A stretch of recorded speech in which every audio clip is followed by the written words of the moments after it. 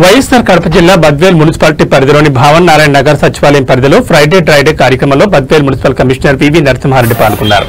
ఈ సందర్భంగా కమిషనర్ వివి నరసింహారెడ్డి మాట్లాడుతూ ఎక్కడైనా నీరవ నిల్వ ఉండే పాత డ్రమ్ములు, పాత టైర్లు ఉంటే తక్షణమే తొలగించుకోవాలని ఆయన తెలిపారు. పాత టైర్లు బయట పడవేయడం ద్వారా అందులో నీరు నిలిచి దోమ లార్వా వృద్ధి చెంది డెంగ్యూ, చికెన్ గున్యా, కారక టైగర్ దోమలు ఉత్పత్తి అవుతాయన్నారు. వాటి ద్వారా డెంగ్యూ, చికెన్ గున్యా లాంటి జ్వరాలు వ్యాప్తి చెంది ప్రజారోగ్యానికి నష్టం కలుగుతుందన్నారు. పాత టైర్లు ఎక్కడైనా ఉంటే తొలగించాలని ఆయన అన్నారు. వర్షాకాలం ప్రతి ఒక్కరూ మిద్దెలపైన సన్సైడ్లలో తూములకు ఆకులు అడ్డుపడి నీరు నిలవ ఉండే అవకాశం ఉన్నందున తొలగించడం, రోళ్లు, పాత కుండలు, పచ్చి టెంకాయలు, నీటి తొట్లు మొదలగు వాటిలో నీరు నిలవ లేకుండా చూసుకుని మీ పరిసరాలు, ఇంటి ఆవరణలో చుట్టుపక్కల ప్రదేశాలు పరిశుభ్రంగా ఉంచుకోవాలన్నారు కమిషనర్ నరసింహారెడ్డి. కాచి చల్లార్చిన నీరు తాగడం వల్ల సీజనల్ వ్యాధుల బారిన పడకుండా ఉండొచ్చన్నారు. ఈ కార్యక్రమంలో కమిషనర్ తో పాటు హెల్త్ సెక్రటరీ, శానిటరీ సెక్రటరీలు, ఆశా వర్కర్లు మరియు ప్రజారోగ్య సిబ్బంది పాల్గొన్నారు. దోమలు వస్తాయి,